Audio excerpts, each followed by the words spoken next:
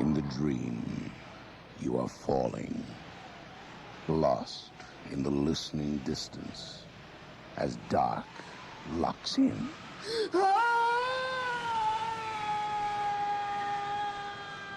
Nightfall.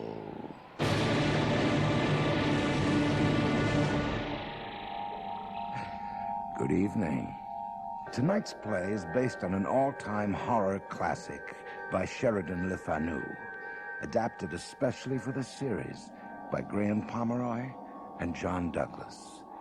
But right now, the name to remember is Carmilla.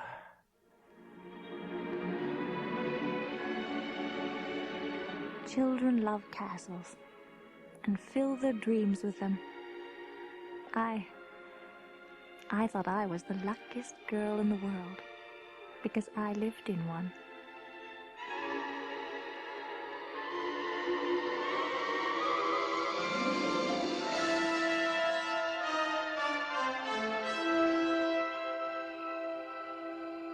And then when I grew up, the dream stretched out its arms to take me with it into the nightmare dark. We could never have afforded a real castle back at home in England. But in the wilds of the Black Forest, my father's income was ample. If one didn't mind the shadows. So long as you're not frightened by rumors of trolls and coaches drawn by headless horses, Margaret, Germany should be quite pleasant. And so it was for years, as I remember. We were much alone, my widowed father, myself, the governess and a few servants, in a wasteland of black firs stretching to the horizon. The castle and the long white road unrolling before it, from one dark mouth of the forest to another, were never more magical one night. That night when the moon should have hidden her face. Margaret! Margaret! Where are you, ma petite? Here, madame, bathing in the moonlight. Indeed, ma chère. It is the land of fairy tonight, but you must not stay too long. When the moon shines like this, like silver, all on fire, it is very dangerous. Madame, your petite enfant is a grown woman now. No more stories to frighten children. Come, sit here by me. It's still bright as daylight. I had a cousin once. He was a sailor. Like a fool, he fell asleep on deck in such a moon as this. And when he woke, an old woman was clawing at his face. Oh, madame, you should have been German. You see spirits. I am German, on my mother's side. One would never have known it. You make fun of me. But I tell you, look at the castle windows. They flash and sparkle in the light. It is as though hands not seen had lighted up the rooms to receive guests from the other world. Still trying to frighten my daughter, Madame Peridon. One would think in 20 years you might have given up. She does not know the meaning of fear. Oh, Papa, Madame has been trying to convince me that the moon is a bad angel. There are certainly some of them about, I'm afraid. I have some rather sad news for you, Margaret. Would you excuse us, madame? But of course, monsieur, I will... Yes, madame? Did you not hear a sound? Nothing but the night. Margaret? No? Perhaps you are right, ma chère. I grow old. So much beauty all around, Papa, and such a long face. I've had a long letter.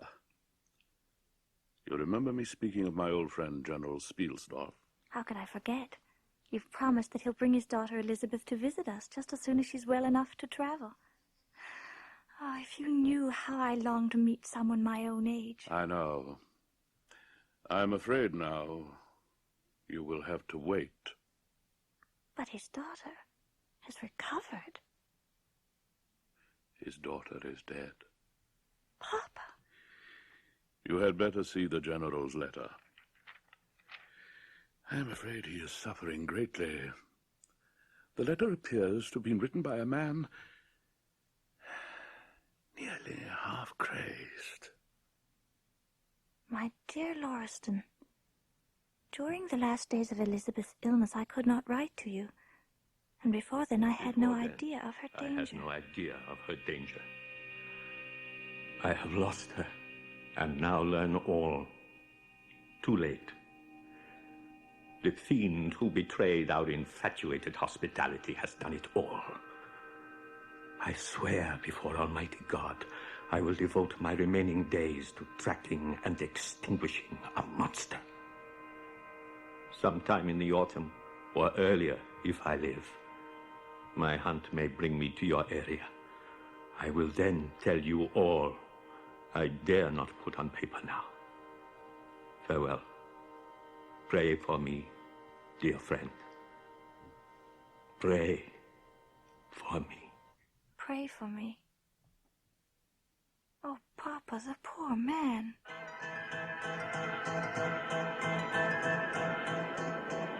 What's that? Traveler? So late? Monsieur, Margaret, a carriage is coming through the woods on the north road. And whipped on by a madman. Do you hear how fast he drives? But they will They'll never take the curb by the great oak. Wolfgang, Manfred, come here, quickly, schnell, schnell! Here they are! Oh, Papa! They're going to hunt you! Lunatics!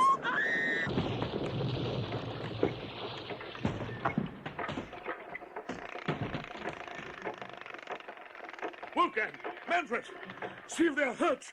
See if there's anything you can do for them. I thank you, gentlemen. Thank you all, but there is no serious damage.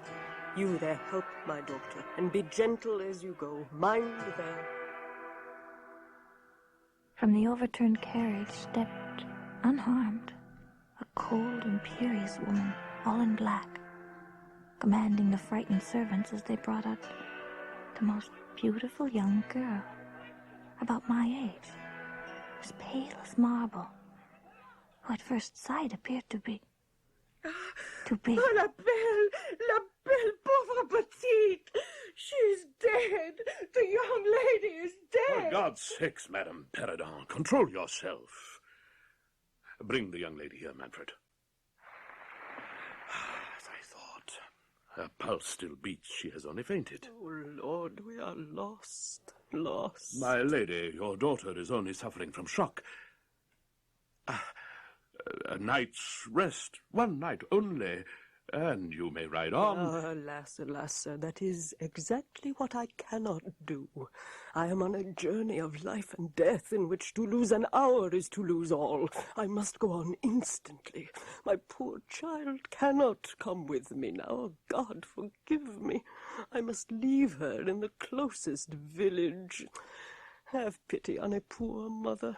Tell me, how far to the nearest inn? Oh, Papa, please ask her to stay with us. She's so pretty and so alone. I do so want a friend. Please. Madame, would you do us the honor of leaving the young lady here as our guest until your return? She would be a welcome friend to my daughter, Margaret, and my servants would answer her every wish. Sir, I cannot. Oh, please. You see, we insist. Very well. Remember, it is at your own invitation. But of course. I shall return in 1 month. In the meantime, my daughter will be silent as to who we are, where we are from, and where we are going. Thank you again. Goodbye. My lady, Yes? will you not say farewell to your daughter? Oh, yes. When she wakens, by all means tell her I kissed her. Farewell. Au revoir. Adieu.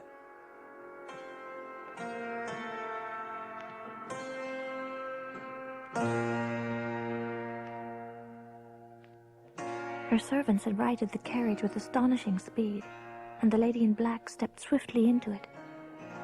A moment, and carriage, horses, passenger and all had been swallowed up into the dark maw of the forest. At the very moment when the last sound of wheels died away among the trees, the young lady opened her eyes. My mother. Where is she?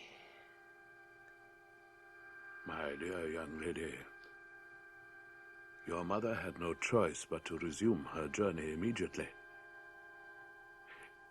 You are to be our guest here for a little while. Our name is Lauriston.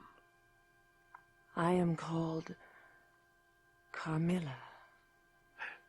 May I present my daughter, Margaret? How do you do? Carmilla? You aren't hurt.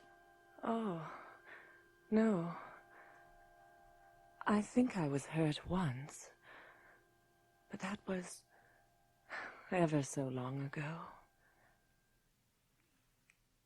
How beautiful you are.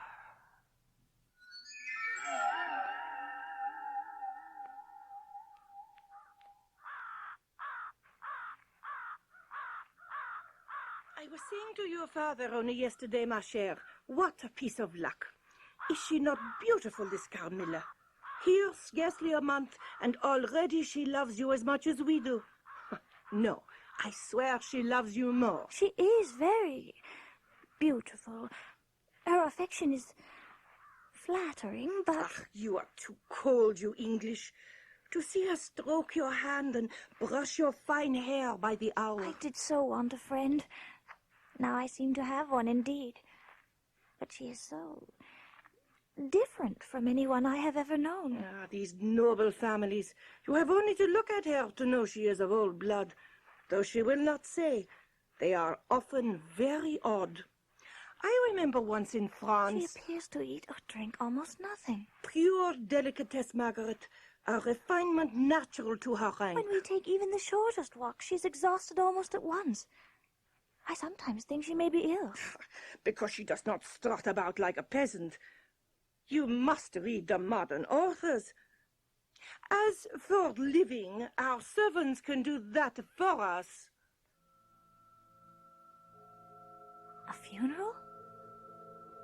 Here, so far from anywhere? It is the forest ranger's daughter. You know they found her there this morning. Oh, I heard. Ah, la pauvre. I will go and say a prayer for her. Will you come? No, madame. I promised to meet Carmilla here. I will pray for both of us then. Do not stay too long. It will be dark soon. What is that hideous music? Carmilla, those poor people are weeping, and you talk as though we were at a concert. Don't you hear how discordant it is? How it grates the ears? On the contrary, I think it is very moving. Our religion. How can you tell? That your religion and mine are the same. Your forms wound me, and I hate funerals. What a fuss. Why, you must die. Everyone must die. And all are happier when they do. I think she would have been happier to live. She? Oh, I don't trouble my head about peasants. I don't even know who she is. She's that poor girl who thought she saw a ghost a week ago. They say she has been dying ever since. Tell me nothing about ghosts. I shan't sleep tonight if you do. I hope there is no epidemic coming. The swineherd's young wife died only a week ago, and she imagined that something took her by the throat. The doctor says that so much delirium surely means fever. The swineherd's wife.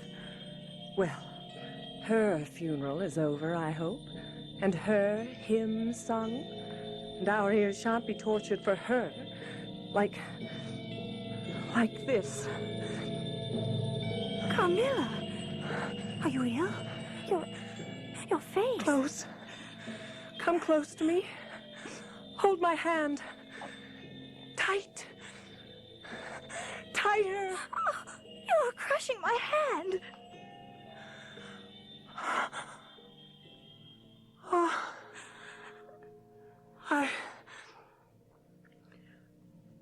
I am sorry.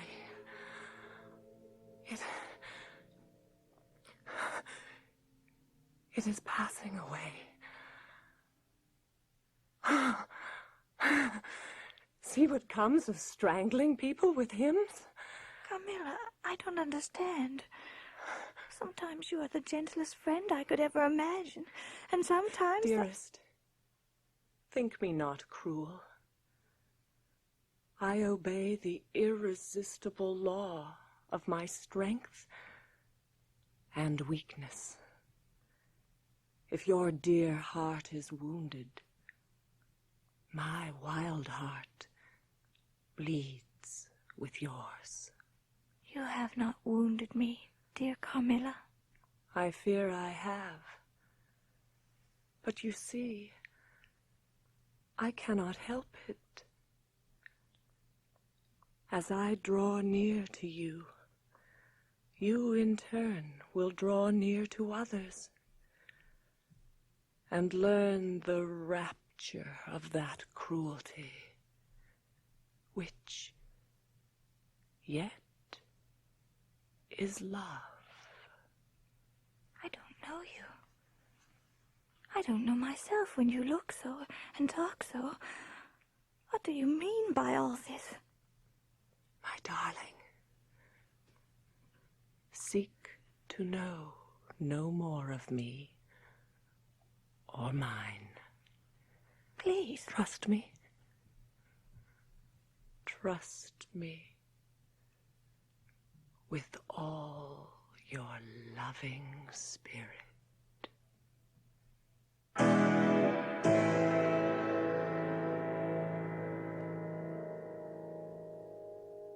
That night I had what I imagined was a dream.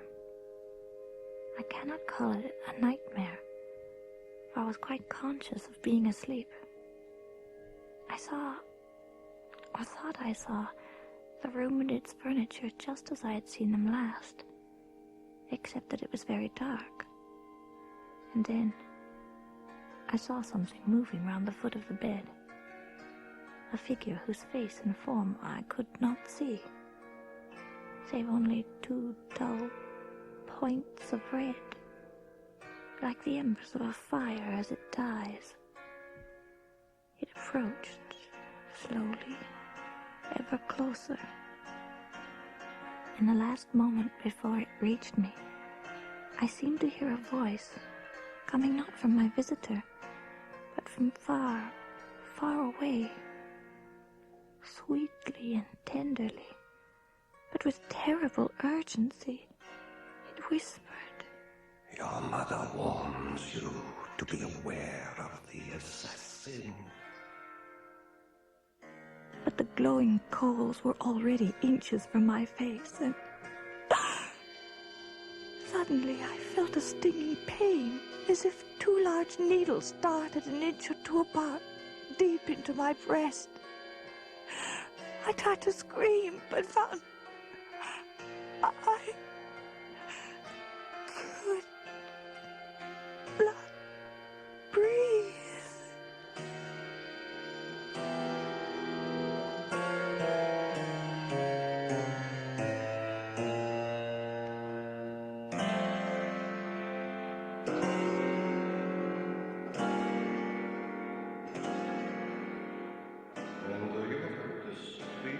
For 3 whole weeks, Fräulein Lauriston, accompanied by an increasing languor. By exhaustion, Doctor. She complains more and more of suffocation, and her color. I can see for myself, Herr Lauriston, and this sensation of needles you mentioned, Fräulein. Where exactly? Here, Doctor. Over the heart. You're rather young for angina, surely. Lieber Jesu. What is it? The scars. 2 tiny white scars. How could she suffer so from those?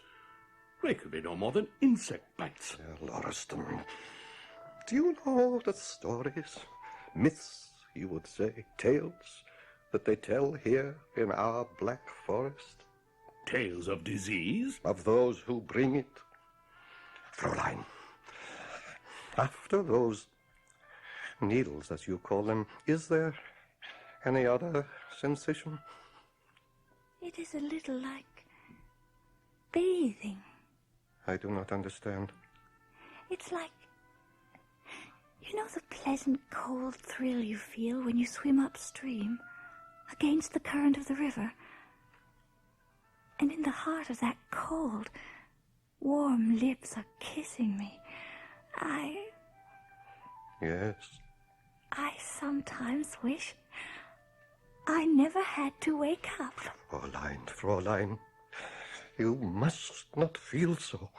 You must resist. To love your destroyer is to be lost. My destroyer? Dr. Wallman, what are you saying? I do not know how you will believe me, but you must. Your daughter is... Royston! Royston! My God, that's... Forgive my haste, old friend, but I have no time for niceties. I have ridden through the night, lest she escape me, and... You're not alone. Spielsdorf, we did not expect you so suddenly. I have not one moment to lose. May I present Dr. Wallman, General Spielsdorf? General. Herr Doctor? My daughter, Margaret. Welcome, sir. My dear Fräulein. My child, you are ill. Well enough to be thankful you are here at last, General. Oh, General, what's wrong? She is so like my Elizabeth, even to her pallor. God send her a better deliverance. We were all so grieved to hear. I will grieve for my daughter, Fräulein. Oh, I will grieve when I have first had vengeance on the devil who killed her. Killed her? As surely as a dagger to the heart. Listen, and you will hear how my blindness, my folly, brought my darling to the grave. You too, Doctor, hear me. Hear how little your science knows of things that walk the night. I am listening. So, early this summer, my dear Elizabeth and I attended a magnificent celebration at a neighbor's castle. A masked ball. Oh, masked indeed. Oh, yes, it was. When the fireworks were ended and the dancing began, I realized that a young lady and her chaperone, masked and richly dressed, had been following my daughter with extraordinary interest. Suddenly, the older woman was beside me. General Spielsdorf, I believe? You have the advantage of me, madame. Do you not know who I am? If madame would remove her mask... No, I must not. Though we are older and better friends than perhaps you suspect, Friedrich.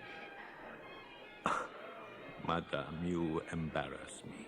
If you would but say... Soon, Friedrich, soon you will know everything, but for a brief time I must implore your aid as an old friend, whose honor will ask no more. Why, how may I... I know not what to say, madame. I have, this moment, received news that reached me like a thunderbolt. I must leave at once on a journey of life and death, in which to lose an hour is to lose all. My poor ward, there, cannot come with me. She is still delicate from an accident. I plead with you. I beg you, take my poor Mirkala under your protection. I know she will be safe. For the brief month I shall be absent. Oh, consent, and save a desperate woman. Madame, with the best will in the world, how can I do not know your ward at all. She is Mircalla, Countess of Karnstein, a name to honor any house. Oh, look. Friedrich, see how she and your daughter are friends already. Look, Mircalla takes her hand, and your daughter looks radiant. I turned to look, and it was true. My daughter was entranced by her new companion. I turned back, and amid the swirling dancers, my masked interrogator was gone.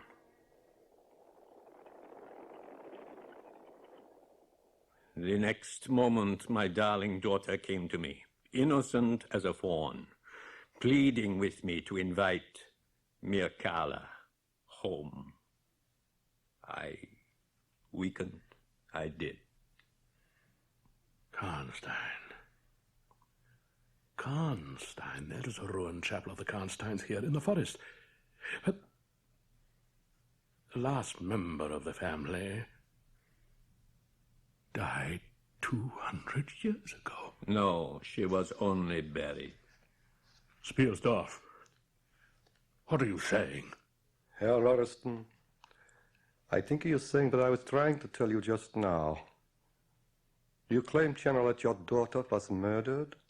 Within 3 weeks, my Elizabeth sank and died. Every morning she was paler, weaker, and more bloodless. She suffocated slowly and whispered of terrible dreams. Mircalla was always by her side, so loving. And on her breast, or perhaps her throat, 2 tiny scars like the scratches of a pin? You? No. You believe? Your friends, General. Your friends believe now, too. Don't you, Herr Lauriston? Mircalla.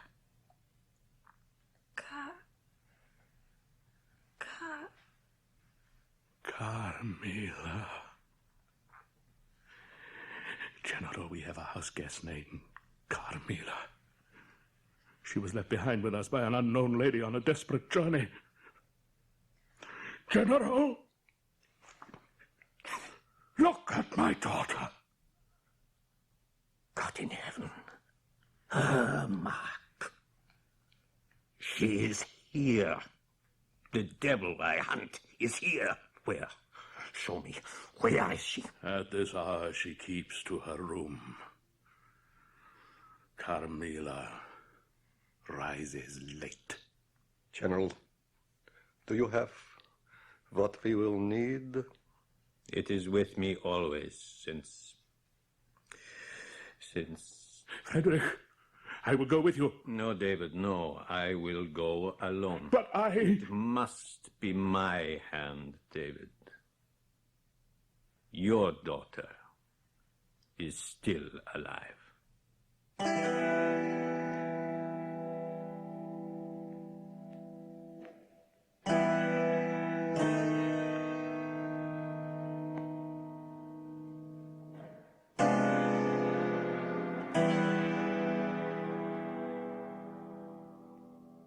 Perhaps Carmilla saw the general arrive. Perhaps some instinct of her kind had warned her.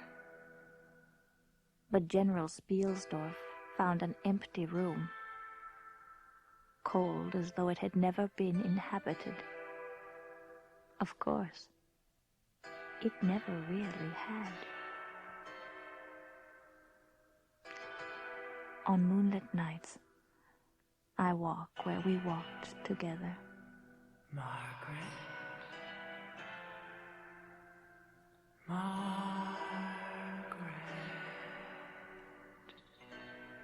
God forgive me.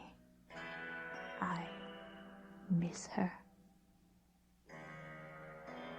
And I almost smile in my mirror to see that the scars do not heal.